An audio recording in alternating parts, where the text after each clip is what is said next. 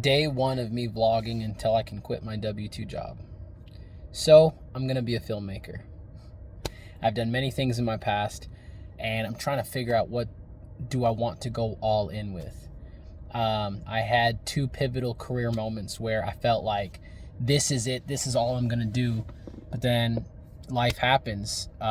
Goals change, priorities, passions shift. First, it was being an international life coach. I love the ring to it. I love the name. Honestly, I really think it was ego-based because a lot of it's like, ooh, look at me. I could talk to all these people and help them out.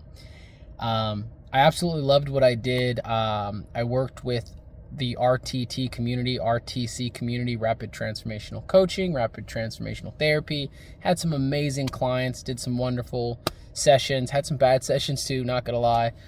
But ultimately, I felt like it was more ego driving that career path forward. And I felt like I am a creator, that's where my heart needs to be. So I wasn't giving my all to it. It kind of dawned on me that I was helping my clients achieve their dreams and overcome their limitations.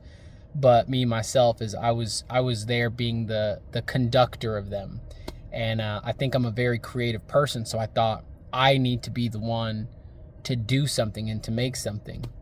So then I fell back on a childhood dream that I had many, many years, since childhood. I remember telling my mom that the two things I wanted to be when I was older was a police officer. And I went to join the military, served 4 years active, 3 years inactive.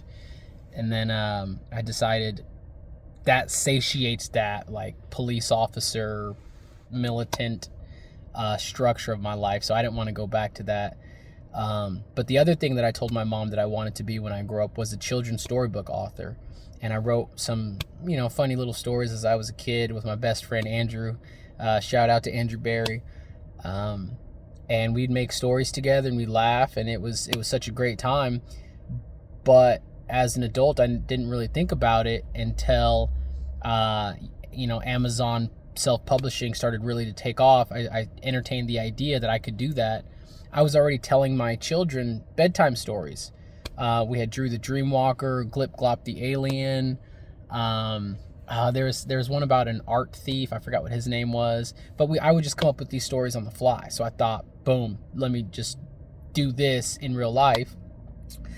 And I did, and it was fun and it was good. I published, I think I have 5 published books now. One of them is a self-help book around setting and enforcing boundaries, and then the other 4 are children's book. I have 2 other children's books that I was actively working on. One of them was with my auntie, who is, I think she just graduated with her master's from the San Francisco Art University or something like that. So she's a really gifted artist as well, and we were going to work on a book together about, I was going to call it Stitch in Time. That wasn't going to be the definite title, but it was a book about a little girl for her quinceañera wanted a new dress, but the mom was going to give her a traditional dress that was passed down generation to generation. And just going back to like values, and every stitch there was like a story behind it and like something momentous that the family achieved. Anyways, I'm rambling like crazy. The main thread that I'm chasing here is I am a storyteller, and I want to be a storyteller. I want to be a good storyteller. I want to impact people with story. So I used poetry as a catalyst. I've used children's storybooks as a catalyst. I've developed a bunch of like little short form content as a catalyst. A lot of life coaching, mindset hacks, and that type of stuff. That was sort of a catalyst for me to kind of get in front of people. Now, though, the catalyst is film school. I am in film school. I'm currently enrolled. I think it's my 2nd year in Los Angeles film. And to be honest, I haven't been taking it seriously. I've been blessed with a great opportunity, and I've just been so darn busy that I've just pushed it to the side. Busy with work, busy with overtime, trying to be as present as I can with my 3 kids, being as present with my wife as I can, still trying to take care of my body. I signed up for martial arts, Wing Chun. I signed up for that, and it's been a blessing. Like, all of it's a complete blessing, but I just felt like I'm spread too thin.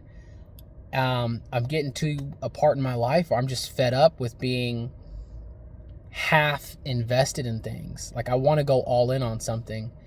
I thought it was going to be the martial arts. I thought it was the life coaching, the children's stories, like all these things.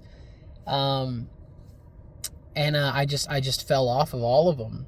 So something I'm dealing with right now in this, like, vlogging day one to quit my W-2 is I need to plant my flag somewhere and say, this is what I'm going to do until I'm either not even rich. I mean, just replacing my work income so that I could be present with my family, so I could be present with myself to continue creating. So some big hangups right now that I have, honestly, it's, and I am blessed for this, I will say that, but the biggest hangups I have right now are internal. It's just me, it's self-worth, it's self-confidence, the belief that even with the time, I'm just not going to be good enough, the belief that I'm going to stop again and do something else. Because I've done that. Like, I've made a pattern in my life of getting good enough at something to receive praise. And then I'm kind of like, all right, well, I'll just do something different. And a quote that's coming to me right now is, the enemy of great is good. And I've just been good at a lot of things, but I want to be great. And I want to serve. I want to create an impact. I have this screenplay idea right now, and I won't share it yet, but I have the screenplay idea right now that I'm working on for film school that I hope to be putting up in the next few weeks. But I will say, day one, vlogging, I made a bunch of videos where I talk into the camera, but this isn't scripted. This is kind of off the cuff. Film school, it's being paid for through my BAH, but if I didn't have the BAH coming in, I wouldn't be able to afford film school. I have an amazing, like, $2,000-$3,000 camera that was paid from the military BAH. I'm receiving a stipend. They gave me light kits, cameras, lenses, diffusers, all kinds of rigging equipment. Like, it's a little overwhelming because I don't know what to do with it. I've also been feeling this guilt that I have all this, like, great high-end equipment and I'm not even using it. So this video really is a kind of coming to Jesus moment where I gotta plant my flag. And lately, filmmaking the last few weeks has just been so fun for me. Yesterday I probably spent 2.5 hours in the morning just pulling out all my film gear, attaching the batteries, using different cords and wires, different setups, and I'll start sharing some more photos and videos. But that felt so good just to mess with all that stuff. And then in the afternoon, I probably spent another 3 to 4 hours filming, and then again rebuilding the equipment, changing some settings. Even though it's my second year of film school, I can't help but I'm a little embarrassed, actually. I can't get my video camera to stop recording in slow motion. I know it's frame rates. I know it's like frames per second, and I could have sworn I was at like 24 frames per second, which gave me a shutter speed, I think it was like 160. But for some reason now all my videos are coming out slow motion, so I'm just like, what do I do? Like, this is my second year of film school. I should have already had this figured out. I also have a film shoot that I'm doing next week. I'm doing a film rehearsal on the 22nd.